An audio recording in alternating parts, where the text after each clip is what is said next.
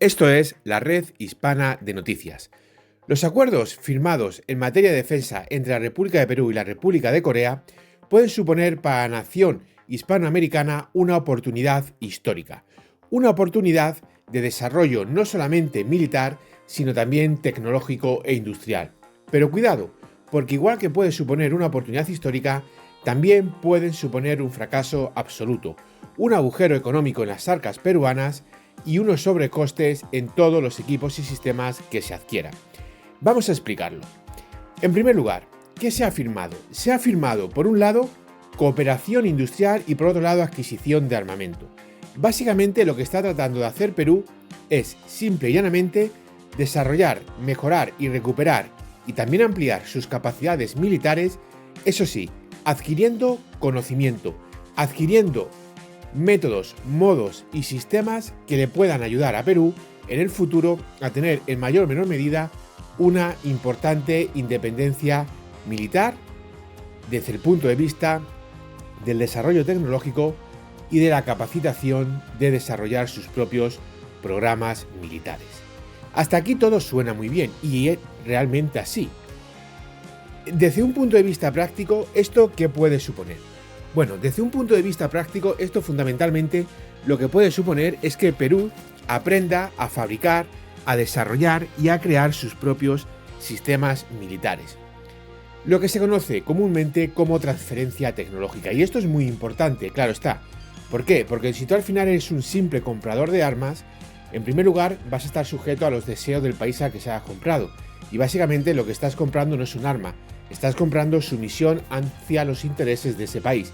Pero en segundo lugar, tienes que tener presente que en una guerra real, en una guerra de verdad, si tú no tienes la capacidad de seguir peleando, de darle continuidad a la guerra, realmente no vas a ir a ninguna parte. De nada te sirve tener 200 aviones de combate, por ejemplo, si no eres capaz de producir misiles para esos aviones de combate. Al final no te van a servir de nada tener 200 o tener 2000. Es más importante tener 20 y fabricar tus propios misiles que no tener 200 y estar dependiendo de los misiles de otro. Entonces, en este aspecto, la oportunidad que está logrando conquistar Perú es sumamente importante y es sumamente interesante. Claro está, esto también tiene su aspecto negativo y al final solamente el tiempo dirá cuál de los dos modelos, cuál de los dos caminos ha sido el correcto y ha sido el que ha elegido de forma realmente útil para su país o negligente para su país, Perú. ¿Por qué? Muy sencillo. Cuando tú firmas este tipo de acuerdos, básicamente no solamente estás comprando un arma o un sistema armamentístico, lo que estás haciendo es desarrollando la capacidad a futuro de tú producir ese sistema de forma autóctona. Claro, ¿qué sucede? Si tú compras, imaginaros en el día a día, si tú vas y compras un móvil, ¿qué estás haciendo? Pagando un precio por un producto, compras ese móvil y ya está. Pero si tú vas y compras un móvil y además quieres también tener conocimiento para tú en el futuro fabricar un móvil, ¿qué va a suceder? Que te va a salir más caro el móvil, mucho más caro. ¿Por qué? En primer lugar, porque está diciendo la empresa, enséñame a hacer ese móvil que yo en el futuro voy a hacer mi móvil y lo voy a vender. Es decir, voy a ser un competidor tuyo. Obviamente eso a la empresa se lo va a cobrar. A la empresa le interesa vender, pero también le interesa seguir vendiendo en el futuro. Con lo cual, obviamente eso siempre va a acarrear un sobrecoste para ti. Pero además, siempre va a ser mucho más sencillo llegar y decir, oiga usted, yo quiero comprar este móvil, aquí tiene el dinero, se terminó la transacción, que llegar y decir, yo voy a comprarte este móvil, pero quiero que lo fabriques en mi casa. Pues si quieres que lo fabrique en tu casa, vas a tener que montar la fábrica, que comprar las máquinas, los equipos, los sistemas, que formar a tus trabajadores, etcétera, etcétera, etcétera. Con lo cual, el precio siempre va a ser mayor. Si, por ejemplo, un avión de combate cuesta, vamos a poner, 50 millones, si lo vas a ensamblar de forma local, te va a costar al menos 55 o 60 millones, dependiendo del número que pidas. Fundamentalmente porque vas a tener que construir una serie de instalaciones que ahora mismo no tienes y que obviamente necesitas para poder ensamblar ese avión. Es sencillo de entender. Con lo cual, cuando tú desarrollas estos tipos de sistemas y haces este tipo de acuerdo, ya estás asumiendo que vas a pagar un precio mayor. Claro está, tú tienes como objetivo en el futuro tener esa independencia, tener esa capacidad de desarrollarlo. Por lo tanto, no lo ves como un coste. Lo que realmente ves es una inversión de cara al futuro. Y así es. Así es. Ahora aquí llega el problema fundamental. ¿Qué sucede con esto? Muchísimas veces, la mayoría de las veces, más de la mitad de las veces, todo esto termina en saco roto. ¿Por qué? Es muy sencillo. Imagínate que tú quieres producir un avión de forma local.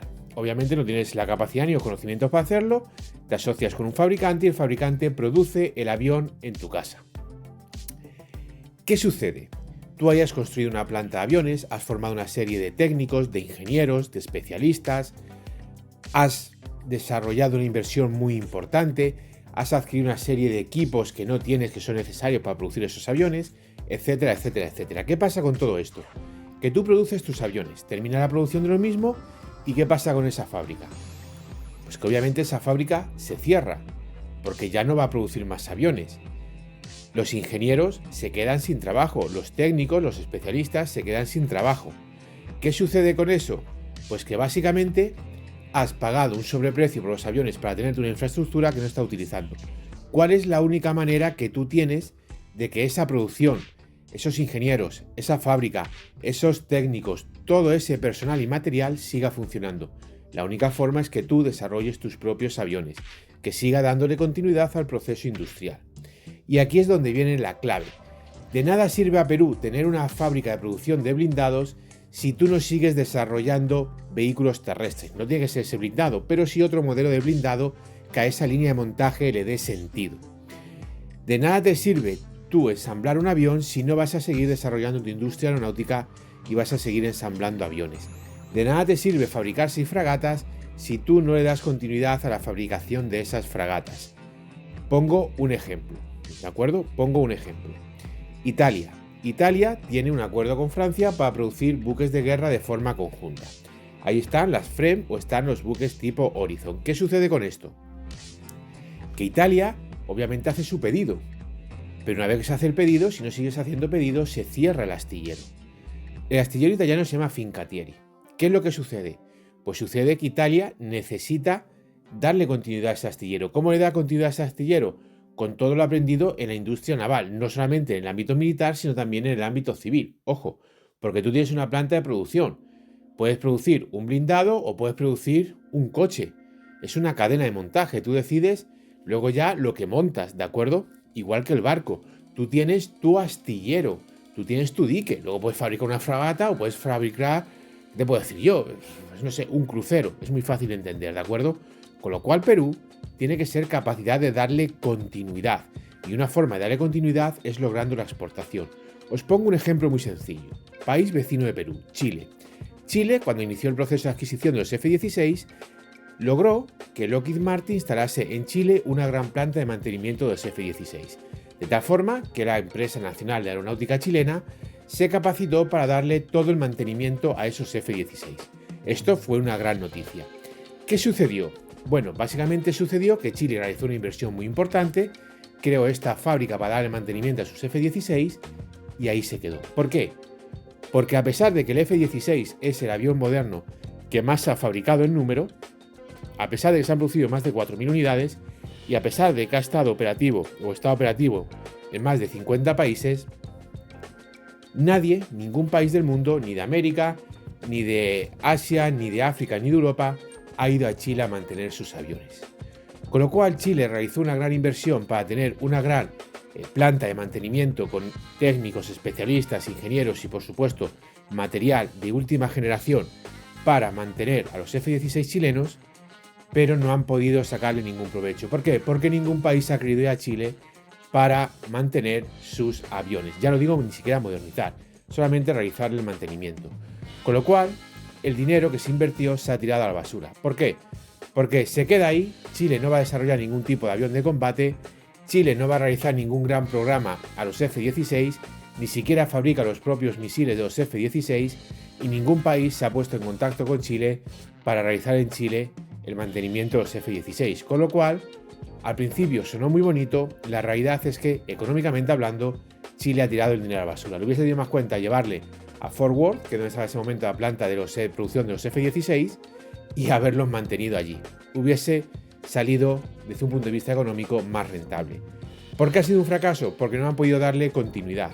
Porque, por ejemplo, no han sabido mantener ningún F-16 más allá de los chilenos. Ningún país ha estado interesado en que le mantengan sus F-16. Con lo cual, en este aspecto, pues como no ha sido capaz de darle continuidad, al final, lo que en principio era una buena idea, ha terminado siendo un fracaso económico. Y aquí, señores, es donde está la clave. Perú, para poder lograr algo, necesita ser capaz de darle continuidad. Si no, se va a firmar un contrato para producir fragatas. Cuando se hayan producido las fragatas, si Perú no tiene la capacidad de seguirle dando continuidad a eso, Perú va a fracasar. Lo mismo pasa con aviones, con blindados, con radares, con satélites, con absolutamente todo. Y aquí llega una cosa muy importante. Darle continuidad muchísimas veces depende de tu capacidad fundamentalmente para exportar. Os pongo un ejemplo muy claro. Navantia. Navantia, más de la mitad de su negocio es exportación.